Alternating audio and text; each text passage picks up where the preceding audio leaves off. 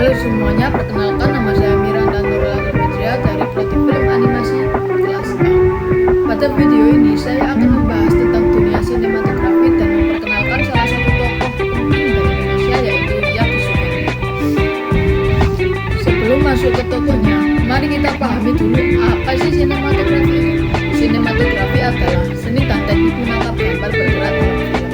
Tugas seseorang sinematografer atau director of photography adalah menciptakan tampilan visual yang mendukung cerita meliputi pencahayaan, komposisi, warna, lensa, hingga pergerakan kamera. Sinematografi yang baik tidak hanya membuat gambar yang indah, tetapi juga membangun suasana, memperkuat emosi, dan menyampaikan pesan cerita secara visual. Melalui sinematografi, penonton bisa ikut merasakan kesedihan, harapan, atau keindahan hanya dari apa yang mereka lihat dari layar.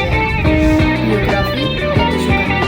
Salah satu sinematografer terbaik di Indonesia yaitu Yati Sugandi. Beliau telah berkarya di dunia perfilman selama lebih dari 3 dekade. Yati Sugandi mengenyam pendidikan film di School of Visual Art New York dan kemudian melanjutkan pengembangan profesionalnya di Asian Film Academy Korea Selatan. Perjalanan karirnya dimulai sebagai operator kamera, lalu naik menjadi sinematografer utama. Yang membuat beliau menonjol adalah kemampuannya menangkap nuansa emosional dan atmosfer cerita yang lewat kamera. Beliau juga dikenal sebagai pribadi yang teliti, konsisten, dan sangat peka terhadap detail visual. Karya dan kontribusi Yati Sugandi telah menyumbangkan keahliannya dalam banyak film di Indonesia. Salah satunya yaitu Laskar Pelangi 2008. Dalam film ini, ia berhasil menangkap keindahan alam Bandung dengan cara yang puitis dan emosional, membuat penonton tidak hanya melihat, tetapi juga ikut merasakan suasana kehidupan anak-anak di sana. Kemudian ada Habibie Ainun 2012, sebuah film biografi yang penuh nuansa emosi melalui pencahayaannya yang lembut dan komposisi yang intim. Yati Sugandi berhasil memperkuat nuansa cinta, kehilangan, dan kenangan yang menyelimuti film ini. Karya lainnya adalah film aksi sejarah Merah Putih 2009, di mana ia menunjukkan kemampuannya dalam menangani adegan peperangan dan drama sejarah dengan visual yang dramatis dan kuat.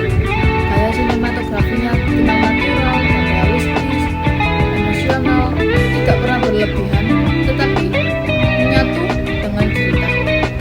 Tak hanya itu, Yati Sugandi juga aktif menjadi mentor dan mengajar bagi para sinematografer muda, serta menjadi juri di berbagai festival film baik nasional maupun internasional.